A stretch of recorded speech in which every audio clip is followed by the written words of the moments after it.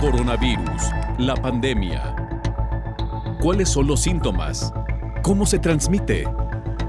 ¿Qué puedo hacer para protegerme y prevenir la propagación de la enfermedad? Nuevo padecimiento que ha encendido las alarmas de los sistemas de salud. Coronavirus, la pandemia.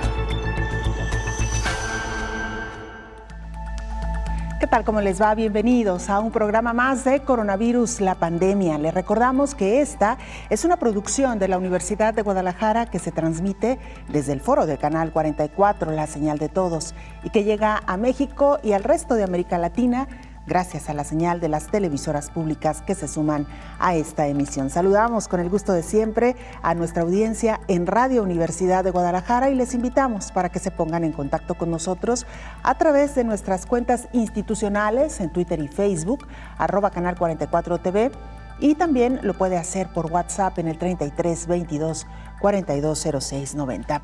Hoy dedicaremos parte de este programa a hablar sobre el desarrollo de las vacunas que hoy por hoy se lleva a cabo para hacer frente a COVID-19. Esta semana fue sin duda de grandes noticias en este ámbito. Por una parte, Rusia anunciando que tiene ya en una fase muy avanzada una vacuna que podría ser efectiva y que podría salir al mercado incluso este mismo año. Y por otra parte, el anuncio de los gobiernos de México y Argentina, que junto con el laboratorio AstraZeneca y la Fundación Carlos Slim estarán de alguna manera contribuyendo y colaborando para la producción y la distribución de la vacuna aquí en América Latina. Esto podría hacerse realidad, la distribución, y que existiera en el mercado a principios del próximo año. Ya suman, por cierto, 28 vacunas que están en fase preclínica a 8 meses de que iniciara esta pandemia del nuevo coronavirus. Cuba sorprende al mundo y desarrolla su propia vacuna. De esto también estaremos hablando el día de hoy. Y como le comentamos también, pues ha sido todo un suceso el hecho de que 2 gobiernos se sumaran a este laboratorio AstraZeneca para la distribución de una vacuna en América Latina. Hoy estaremos viajando a España y Colombia, desde donde tendremos el reporte de nuestros compañeros corresponsales. Iniciamos. Más de un centenar de vacunas contra COVID-19 se llevan a cabo en el mundo. En algunas se ha detectado efectos adversos como fiebre alta, desmayos y erupciones. En el dinamismo por encontrar la fórmula mágica para atacar al enemigo mortal SARS-CoV-2, que ha ocasionado cerca de 752,000 muertes y más de 20,700,000 enfermos, algunos países comienzan a anunciar avances, aunque con reserva, sobre la vacuna contra la COVID-19. La mirada mundial está puesta en lo que será la vacuna más privilegiada por la sociedad para detener a la enfermedad que mantiene su extensión más rápido que la velocidad de la luz. En el último reporte de la Organización Mundial de la Salud hay 167 vacunas en desarrollo para COVID-19, 28 de ellas en evaluación clínica, 6 en fase 3. Desde el 5 de mayo reportaba 108 vacunas en desarrollo y para el 23 de abril 83 biológicos en desarrollo, mientras Clinical Trial reporta 2,603 estudios clínicos relacionados con COVID-19. Con la ciencia y tecnología en tiempos modernos, cada investigación clínica tiene que ser con mayor precisión, es decir, analizar cada uno de los factores que tienen las personas que corren el riesgo de enfermar por COVID-19 de manera grave, como obesidad y sobrepeso, enfermedades crónicas degenerativas, del corazón y de otro tipo. El desarrollo de una vacuna pasa por varios procesos. A 8 meses de la pandemia, algunos estudios están en la fase 3, enfocada en la efectividad y seguridad, tasa de infección de la zona de estudio y efectos secundarios. Durante los ensayos clínicos de algunas vacunas contra COVID-19, se ha detectado en las personas que participan de manera voluntaria fiebre alta, desmayos y erupciones, por mencionar algunos. De ahí la importancia de realizar cada fase y anotar los efectos que se vayan identificando. Los estudios clínicos para la vacuna contra COVID-19 deben enfocarse en cada sector social, personas con enfermedades crónicas o no, entorno, costo económico e incluso una vez que salga la mejor, debe también analizarse su accesibilidad y equidad. Informó Isaura López Villalobos. Revisemos cómo está el mundo respecto a número de casos y también, lamentablemente, en cuanto a número de decesos. Nuestra compañera Verónica López, corresponsal de la agencia EFE, nos presenta el más reciente informe de la Organización Mundial de la Salud. Hola, ¿qué tal? Buenos días, Belén. Buenos días a todo el auditorio de Canal 44. Casi 20 millones y medio de personas contagiadas en el mundo y más de 744.000 fallecidos. Son los datos confirmados hoy por la Organización Mundial de la Salud. En el continente americano se acercan a los 11 millones de positivos y 400.000 muertos. En el caso de Europa, los contagiados son alrededor de 3,7 millones y los fallecidos superan los 218.000. La lista de países más afectados sigue encabezada por Estados Unidos y Brasil. Ante esta situación, continúa la carrera contrarreloj para conseguir una vacuna. El director general de la OMS, Tedros Adhanom Ghebreyesus, ha alertado de que el exceso de demanda está creando ya un nacionalismo de vacunas y hay riesgo de que suban los precios de ellas. Ha añadido que la OMS quiere evitar que haya especulación con estos productos mediante iniciativas como el acelerador ACT, un proyecto que pretende generalizar el acceso a vacunas, tratamientos y diagnósticos en los países en desarrollo. Así lo ha manifestado en la sede de la organización en la ciudad suiza de Ginebra. Financiar el acelerador ACT costará una pequeña fracción en comparación con la alternativa de la retracción de las economías, que requieren de paquetes de estímulos fiscales continuos. Antes de gastar otros 10 billones de dólares estadounidenses en las consecuencias de la próxima ola, estimamos que el mundo tendrá que gastar al menos 100.000 millones de dólares en nuevas herramientas, especialmente en cualquier nueva vacuna que se desarrolle. Ghebreyesus ha hecho estas declaraciones en la semana en la que Rusia anunció el registro de la primera vacuna mundial contra la COVID-19, denominada Sputnik V, y ante la que la OMS ha reaccionado con cautela. Mientras tanto, en Europa crece el temor a una segunda ola ante el persistente aumento de casos en países como Alemania, Francia, España y el Reino Unido, con un ritmo de expansión por encima de los 1.000 positivos cada 24 horas. Por ello, los gobiernos están adoptando nuevas medidas para tratar de evitar la importación de nuevos contagios.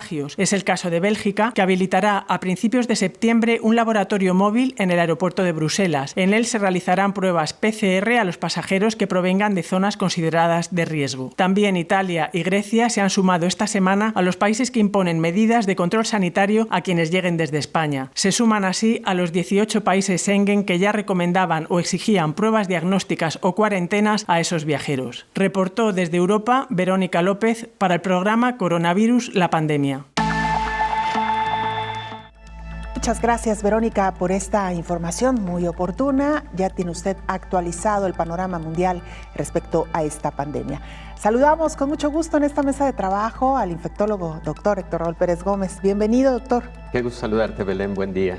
Igualmente, pues sin duda alguna, esta semana una de las noticias principales, afortunadamente, doctor, ha sido el desarrollo de las vacunas en el mundo. Ya nuestra compañera Isaura López nos daba detalles de esta gran cantidad de vacunas que están en proceso, algunas de ellas más adelantadas, como es el caso de lo que comentamos ayer ampliamente, esta vacuna de AstraZeneca junto con la Universidad de Oxford, que ya prácticamente están en la etapa final, doctor.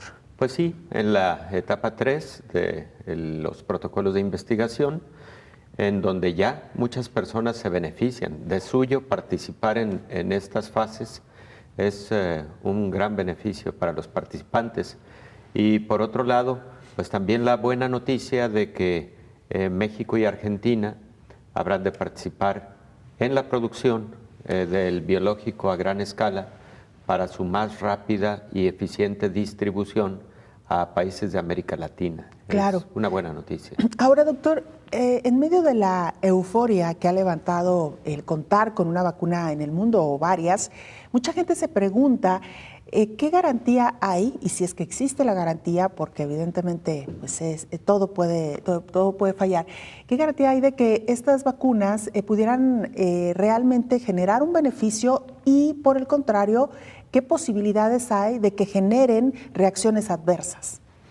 Bueno, es lo que se estudia a lo largo de los protocolos, a lo largo de la implementación de estos proyectos, en donde efectivamente son esos dos los factores que particularmente tienen la atención científica, la eficacia y la seguridad.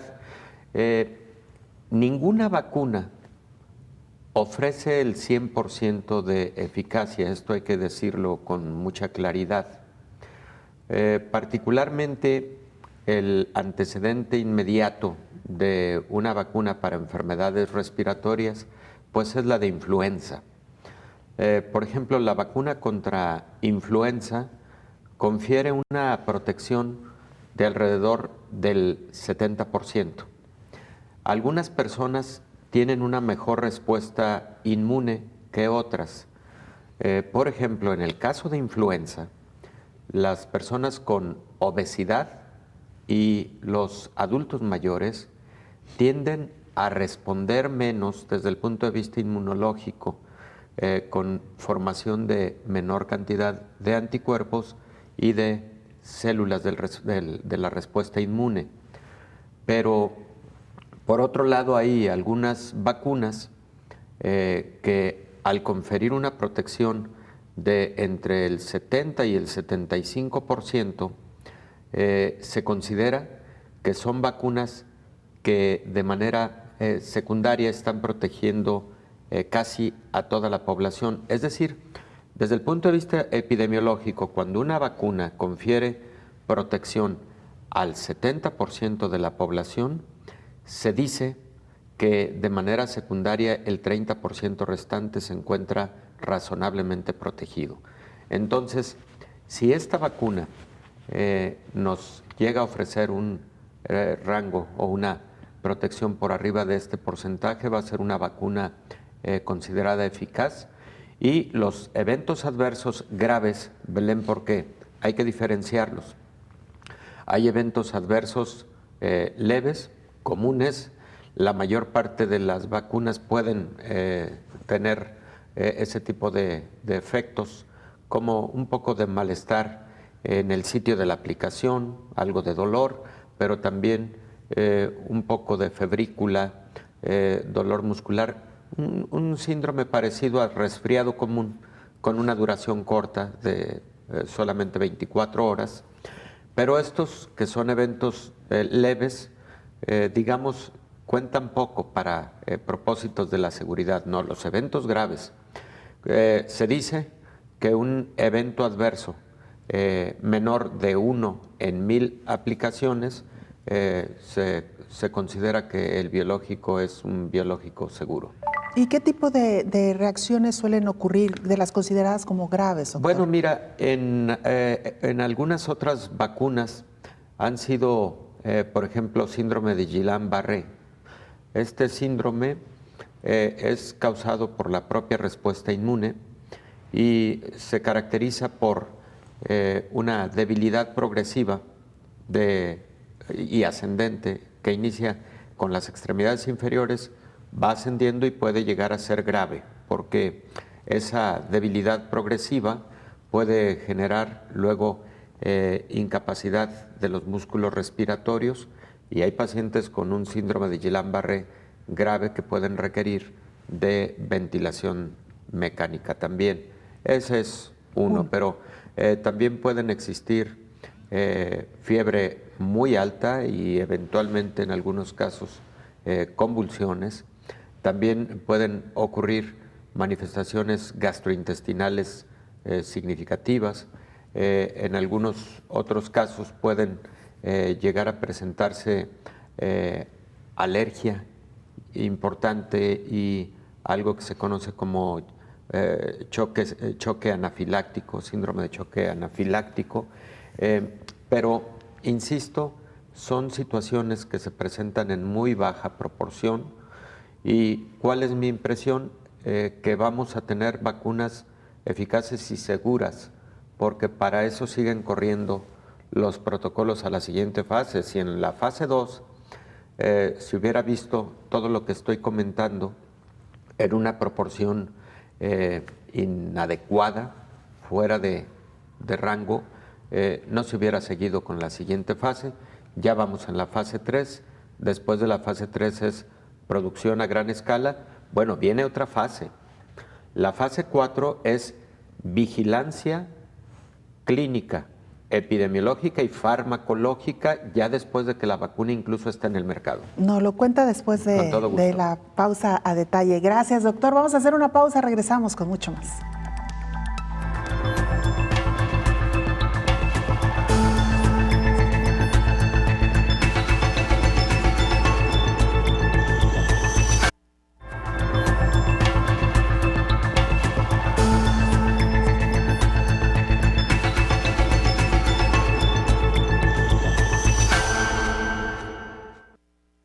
Decíamos, ya suman 28 vacunas que están en la fase preclínica a tan solo, y decimos a tan solo porque se ha considerado que es un tiempo récord en el que estas vacunas han entrado en esta fase. Estamos hablando apenas a 8 meses de que inició la pandemia.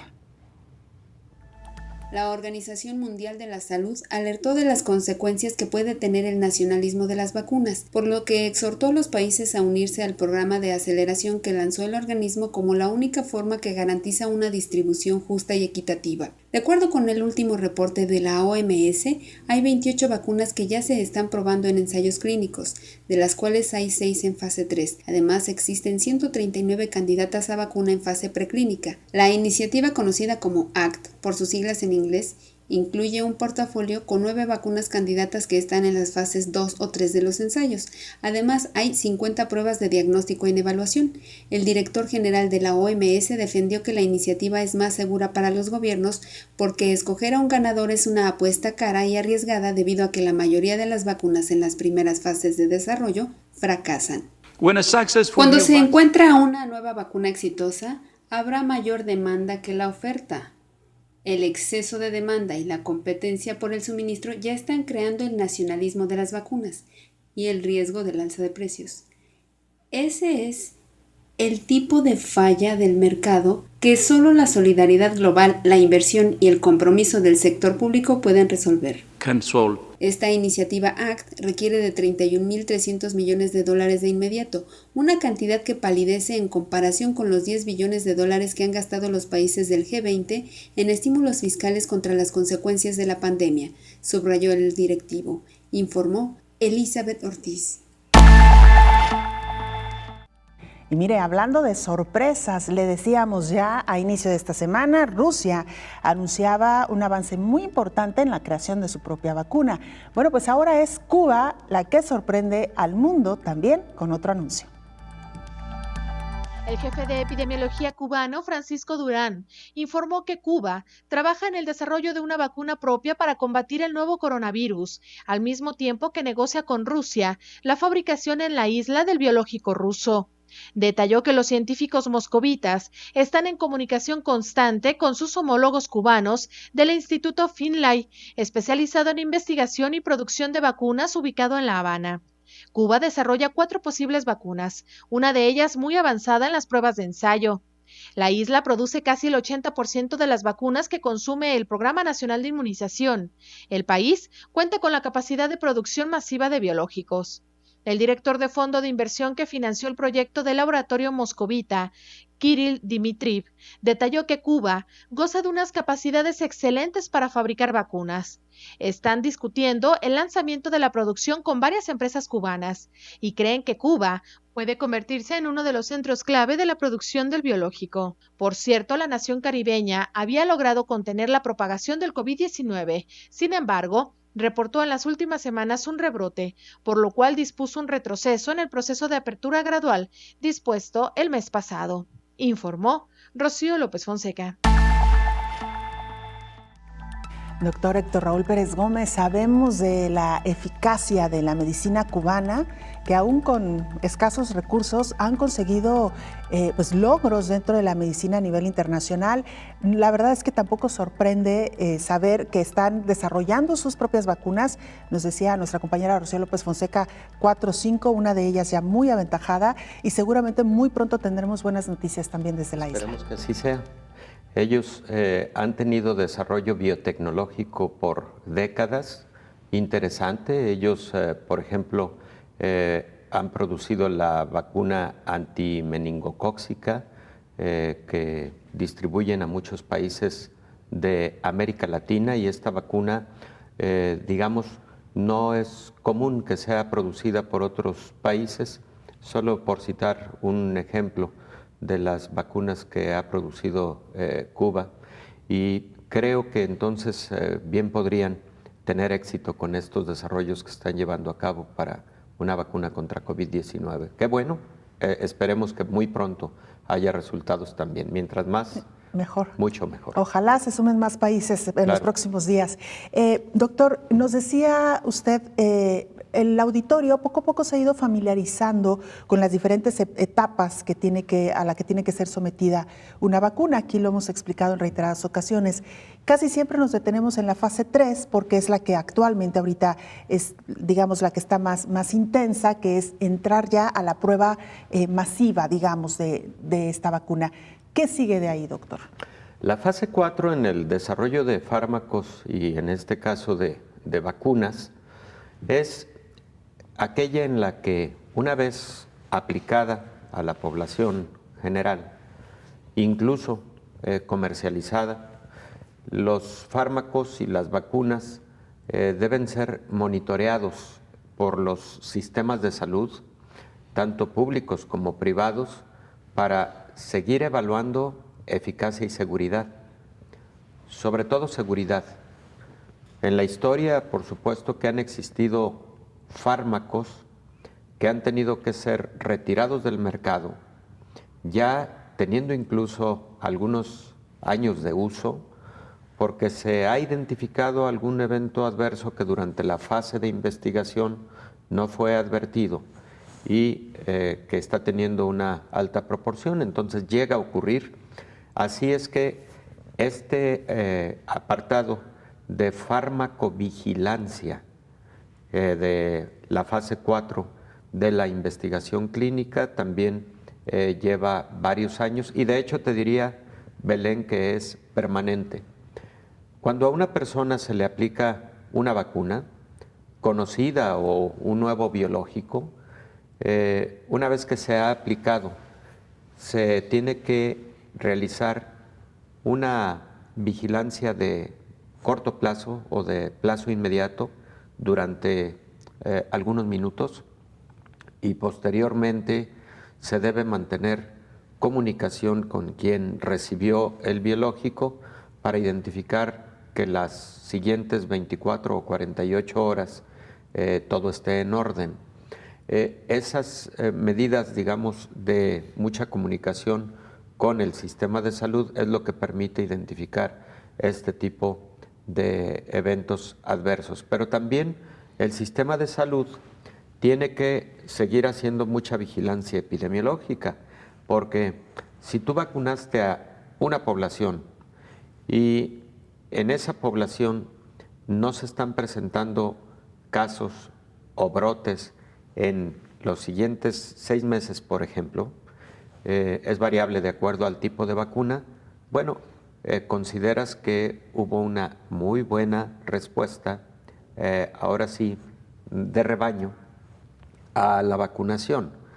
Pero si sigues observando un número desproporcionado de casos de la enfermedad o brotes, clústeres en diferentes lugares de la enfermedad, puedes entonces identificar que algo no está bien. ¿Y qué se hace en esas instancias?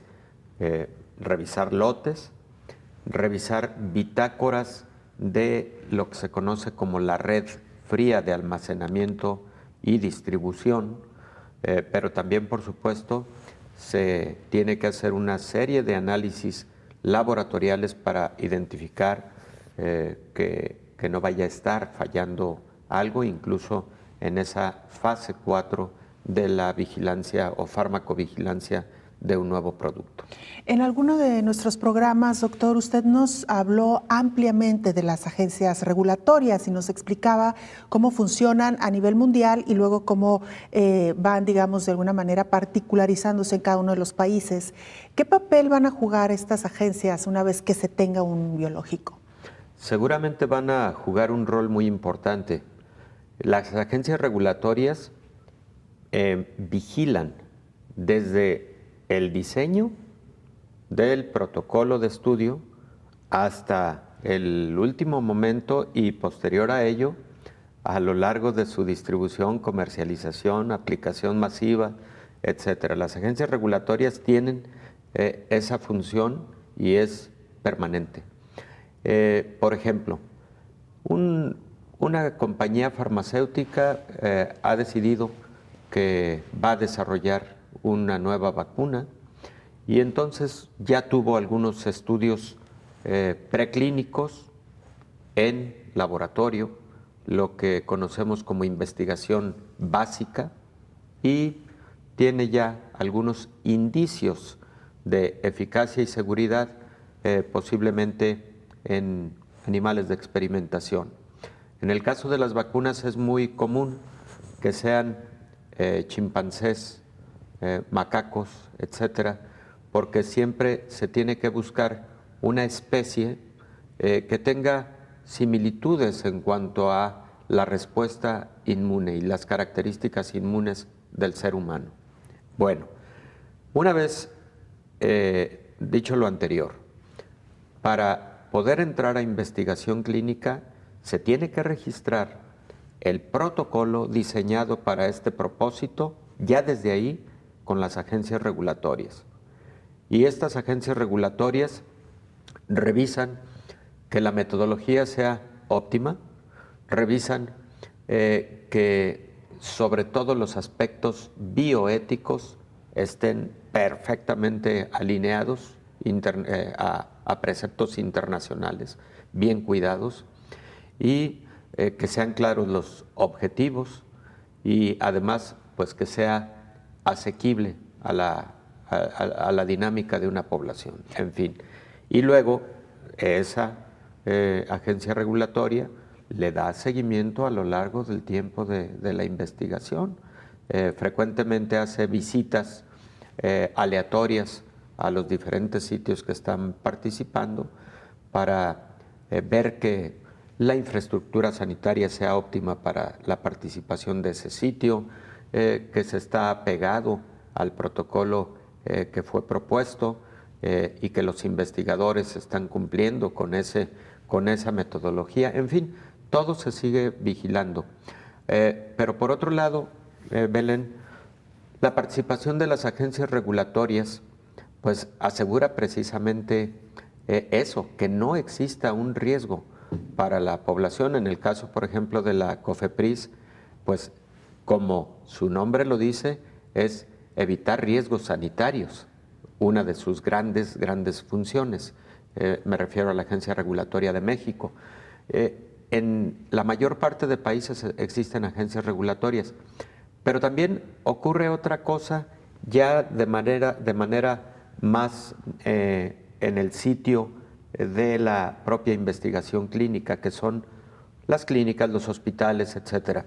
Ahí estos protocolos se someten al escrutinio de comités de investigación, de ética en investigación, de bioseguridad, y estos comités revisan, por ejemplo, que ya tengan el visto bueno de las agencias regulatorias, pero además también hacen otro análisis para el mismo propósito, asegurar cumplimiento de objetivos, que estos objetivos vayan en función de eficacia y seguridad y, sobre todo, preceptos bioéticos bien alineados a el ámbito internacional. Pues retomaremos el tema, doctor, porque la pregunta es si estas agencias tienen que dar el visto bueno para la entrada de una vacuna, y si es así, pues este sería un trámite más. Pero con esto regresaremos después de la pausa. Usted no se vaya, regresamos.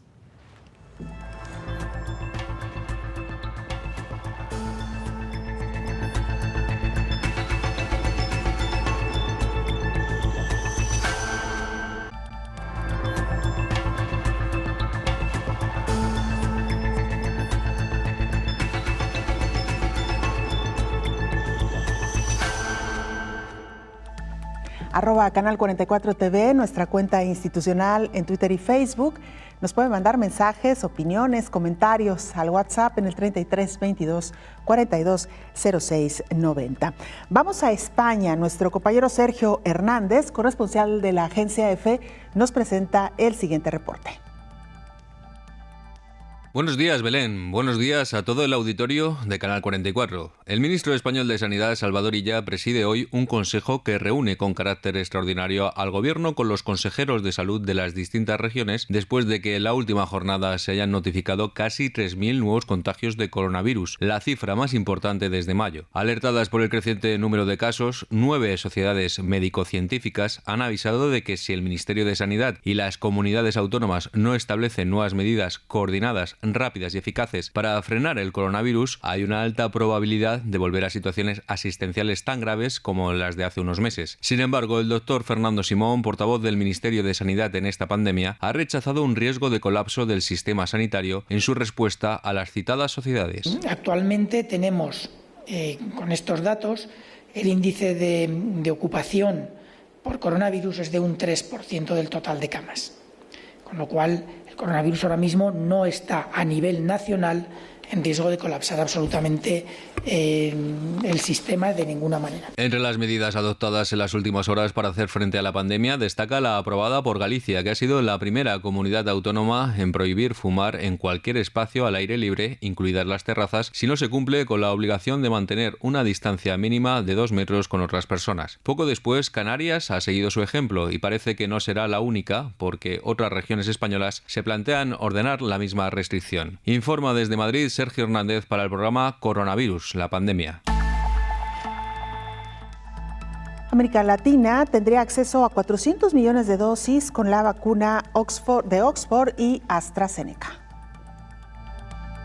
México, Argentina y la Fundación Carlos Slim hicieron la primera alianza de riesgo compartido para producir la vacuna contra la COVID-19, biológico desarrollado por la Universidad de Oxford y AstraZeneca. Alberto Fernández, presidente de Argentina, informó que habrá acceso oportuno y eficiente para todos los países de la región.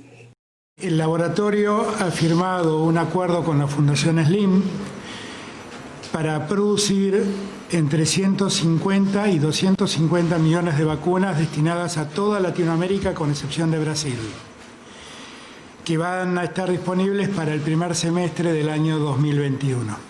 El grupo Insud producirá la sustancia activa en Argentina. Luego, Laboratorios Leomont en México completará el proceso de estabilización, fabricación y envasado para su exportación, informó Carlos Slim Domit, representante de la Fundación Carlos Slim.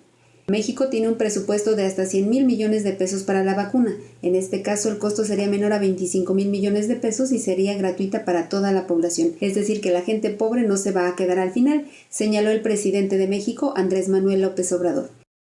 Este acuerdo va a significar una cantidad menor a los 25,000 millones.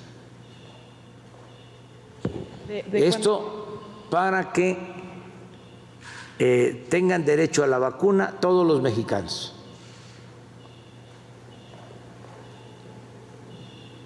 Todos.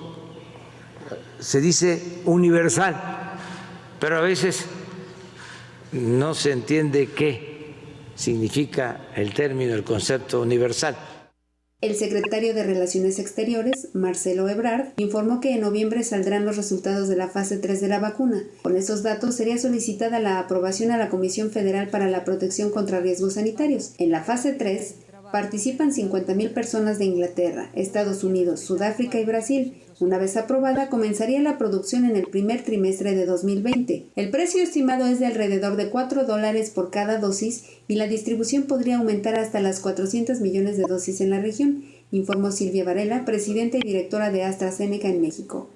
Una vez establecida esa intención de compra, iremos entonces priorizando de acuerdo a las poblaciones vulnerables y a los porcentajes mínimos que los sistemas de salud de cada país establezcan para ir haciendo esta distribución equitativa. El apoyo que estamos recibiendo de estas alianzas, de alianza privada, nos permite hablar de una dosis inicial de 150 millones, pero sin duda alguna los apoyos de los gobiernos y este riesgo compartido del cual le estamos hablando nos va a permitir subir el suplido hasta 400 y tantos millones de dosis para la región de América Latina.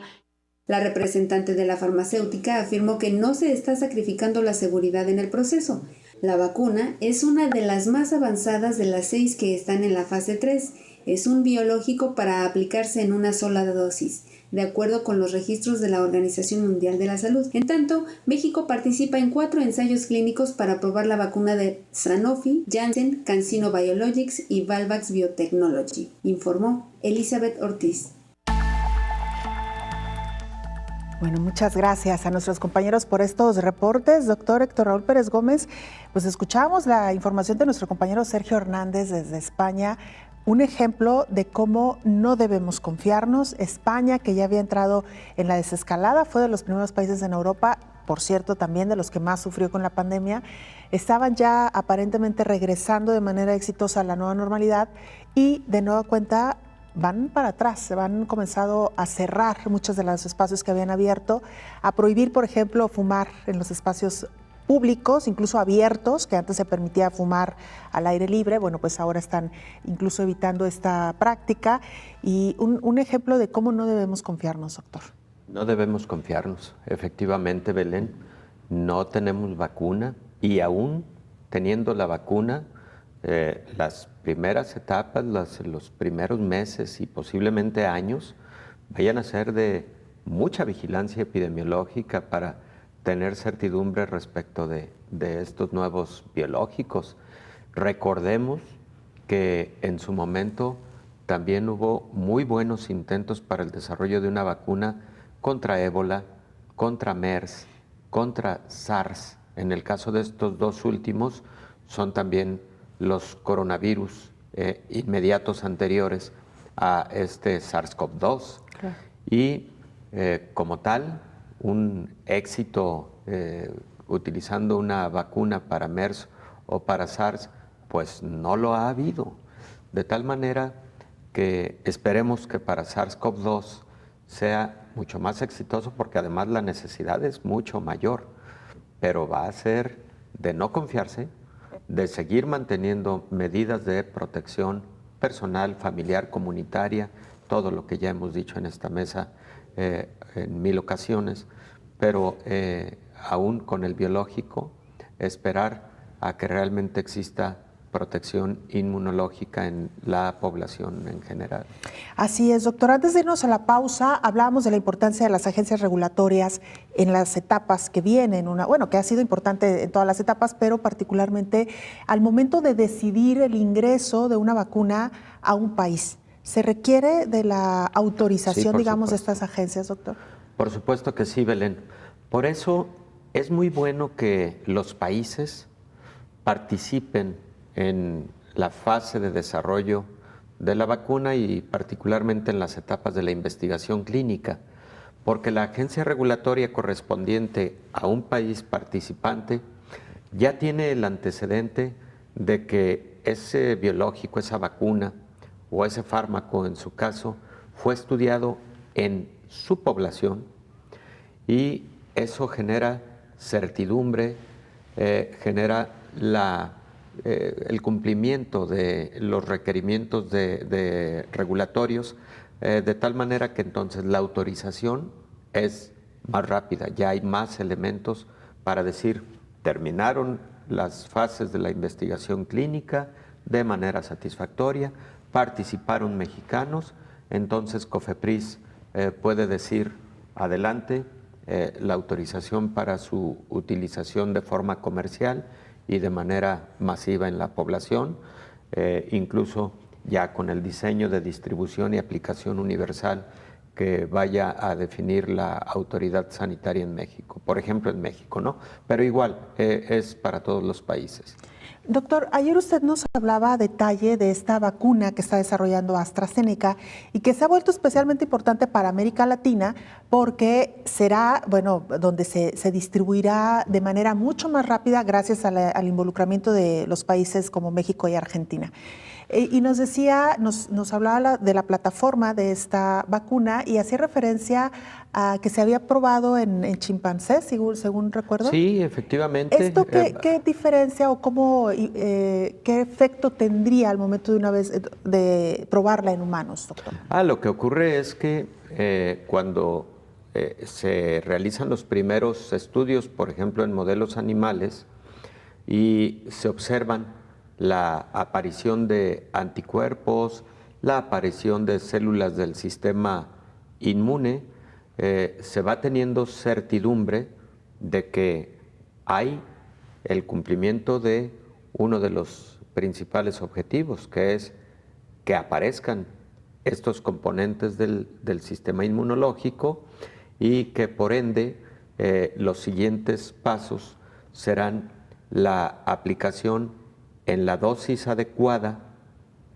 al ser humano en grupos pequeños, por ejemplo, menos de 50 personas, fase 1, voluntarios, como ha ocurrido con la mayor parte de las vacunas que están ahorita en fase 3, en la que aplicaron a menos de 50 personas y a esas 50 personas les miden anticuerpos, células B, células T, les identifican si hubo algún evento adverso y evento adverso grave, identifican con qué dosis diferente del biológico hubo tal o cual respuesta inmune, para entonces seguir con el diseño. La fase 2 ya lleva detrás de sí un resultado óptimo y de seguridad de la fase 1.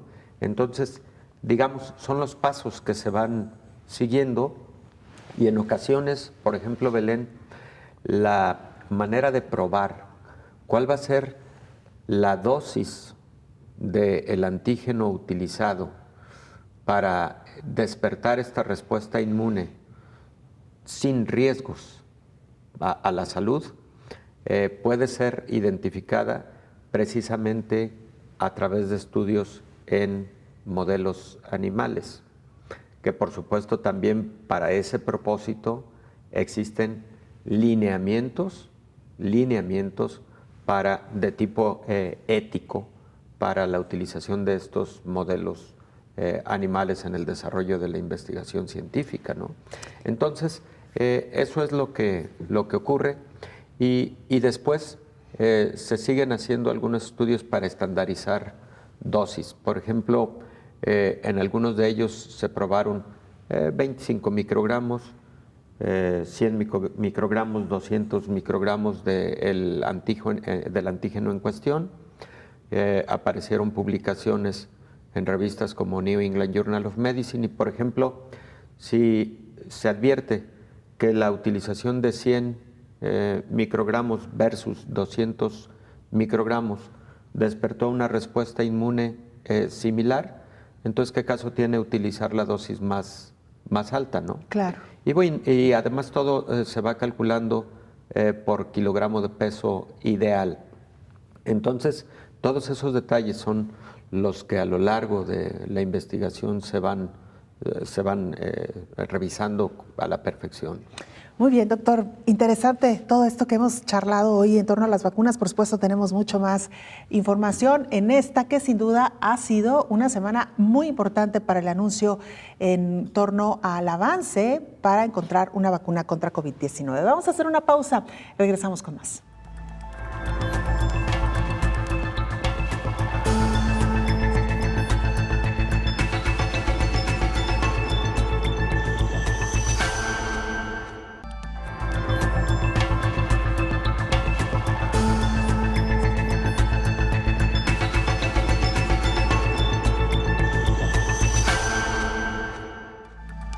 Especialistas afirman que aunque hay varios laboratorios ya en etapas avanzadas para encontrar la vacuna contra COVID-19, al principio y una vez que se tenga alguna o algunas de ellas, no habrá suficientes dosis para todo el mundo. Uno de los miembros del Consejo de Dirección de Gavi, que es la Alianza Global para la Vacunación, Rafael Vilasan Juan, recordó que no habrá vacuna contra la COVID-19 para todos desde el principio y el proceso para que llegue puede durar varios años. El mundo requiere de por lo menos 7,000 millones de dosis de vacunas y explicó que por ahora la capacidad de producción mundial es de 2,000 millones de dosis por año, mientras que la población mundial llega a 7,500 millones de personas en igualdad de riesgo. En el mejor de los casos, se podrá tener 250 millones de dosis de vacunas por mes si se aumenta la fabricación, añadió el experto, recordando siempre que el objetivo principal es que sea lo más equitativo posible. En cuanto a quienes deberían recibir las primeras dosis, la mayoría de los expertos están de acuerdo en que los primeros debe ser el personal de salud, quienes son los que están en la primera línea. En cuanto al segundo grupo, señalan que se debería de priorizar a los adultos mayores de 60 años y con patologías previas.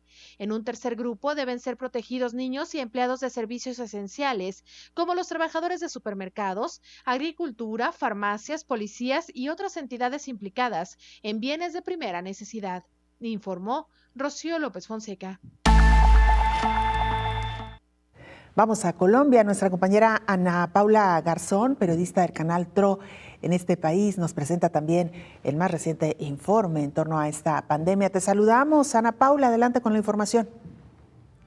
Gracias, compañeros. Un saludo muy especial para todo el equipo de Coronavirus La Pandemia del Canal 44. En Colombia la situación es bastante crítica. Se continúan conociendo un número alarmante de casos positivos diarios. Estamos entre 11,000 y 12,000 casos y es que en este momento ya nos estamos acercando a los 450,000 casos positivos en todo el país, con más de 14,000 muertes. Esta es una cifra bastante alarmante, no solamente por el número de personas que se está contagiando, sino también por lo que les he comentado en las últimas semanas respecto al sistema de salud colombiano, y es que está completamente colapsado. Cada vez son más las zonas del país donde se ha decretado una alerta roja en la ocupación de las unidades de cuidados intensivos, y por eso es que las autoridades están en una alerta máxima. Incluso en algunas partes del país se ha intentado o se ha pensado declarar una cuarentena total nuevamente. Incluso en la capital del país, en Bogotá, que también en este momento es el epicentro de la pandemia en Colombia con más de 150,000 casos, pues se definió que a partir del próximo domingo 7 localidades entrarán en una cuarentena estricta a partir de 2 semanas. Esto para poder disminuir un poco el número de casos en esta localidad que, como les explico, pues es una de las más afectadas en el país. Hay otras zonas muy críticas como lo es el departamento del Atlántico y el departamento de Antioquia, que también presenta en este momento un alto número de casos y también una alerta roja y naranja en las diferentes ciudades. Pues bien, el Ministerio de Salud ha decidido iniciar un recorrido por las zonas más críticas del país para entregar equipos y para también de esta manera fortalecer el sistema de salud y poder tener un respiro para atender a más personas, porque los médicos incluso han dicho que ya no pueden atender a más pacientes. Es una situación bastante preocupante, pero el gobierno pues continúa haciendo esfuerzos para poder fortalecer el sistema de salud y de esta manera pues que no esté tan fuerte el tema de la pandemia y el tema de los muertos aquí en Colombia. Pues esperamos en las próximas semanas darles mejores noticias sobre el tema del coronavirus en nuestro país, pero por el momento nos despedimos con estas noticias y esperamos pues que todo esté muy bien en los diferentes países que también mandan su informe a este programa de Coronavirus La Pandemia. Un saludo muy especial desde Santander, Colombia. Les informó María Paula Garzón desde el canal TRO.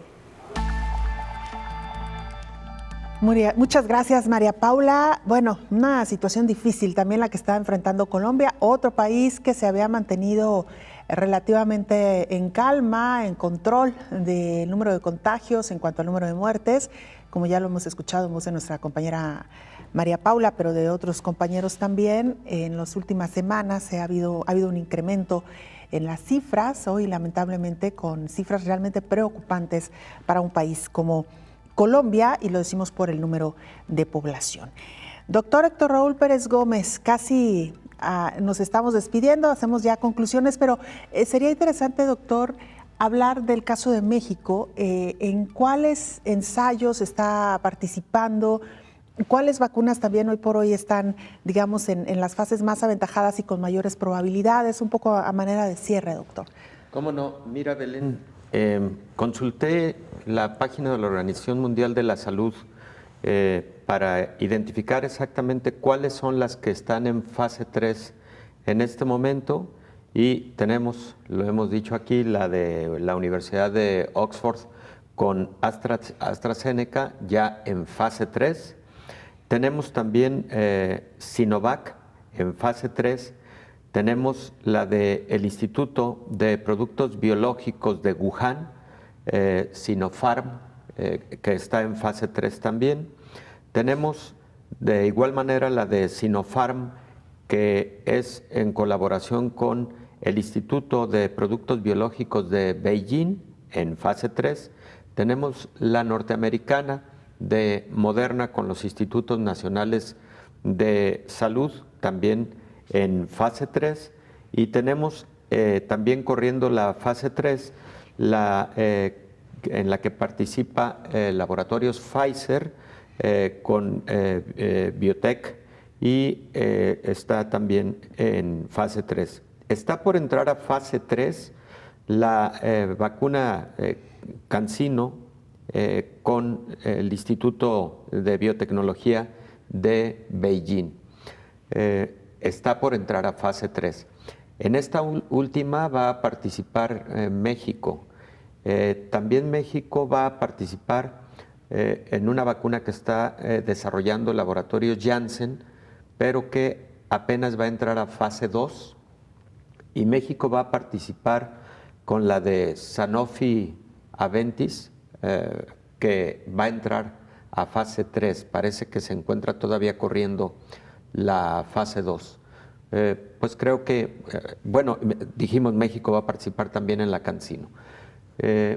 Son hasta ahora 4 proyectos en los que participa México, pero además eso es en cuanto a los ensayos clínicos, pero en la producción dijimos con la Universidad de Oxford y AstraZeneca, ¿no? Cuando hablamos de participar, doctor, en los ensayos clínicos, solo para recordarle a nuestra audiencia, es que población mexicana se involucrará precisamente en estos ensayos, es decir, se seleccionará a una cantidad de mexicanos para que participen en este ensayo de la fase 3, que ya se abre, digamos, de una manera mucho más amplia o de un número mayor, para probar la vacuna antes de que salga al mercado. Efectivamente, es exactamente eso. Se designan centros de investigación clínica, y que pueden ser hospitales, universidades, etcétera, y que tengan la infraestructura y el personal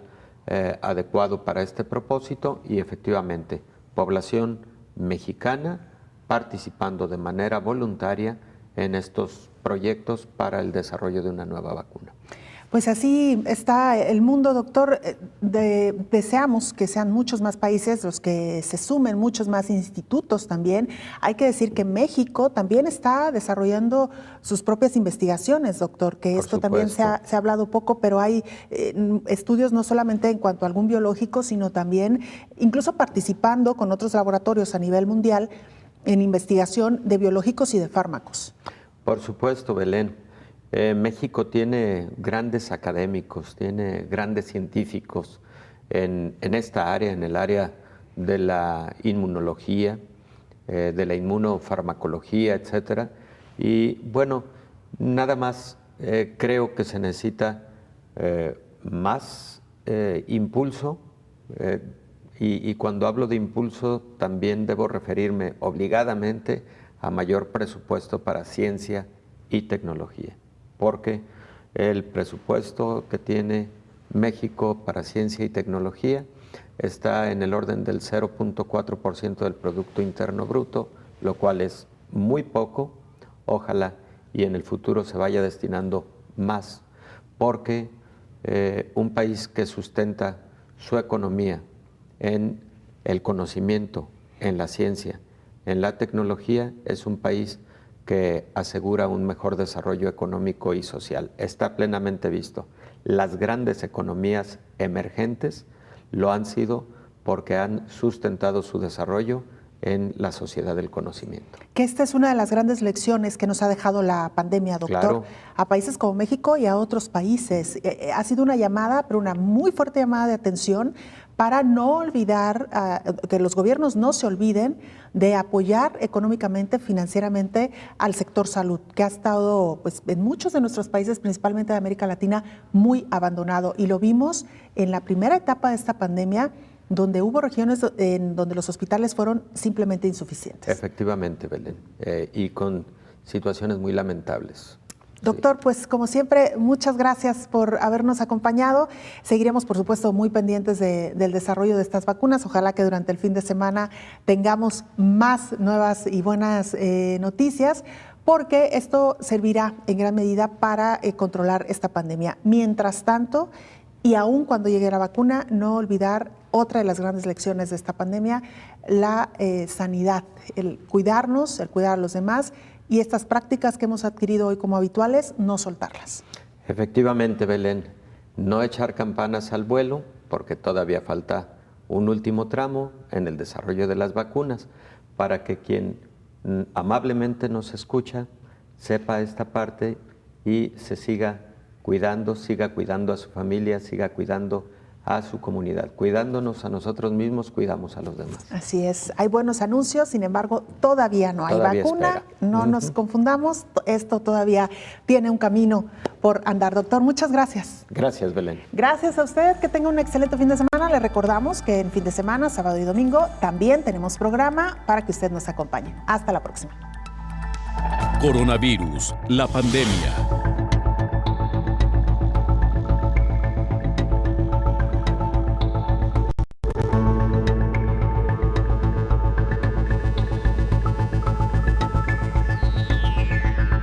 Coronavirus, la pandemia.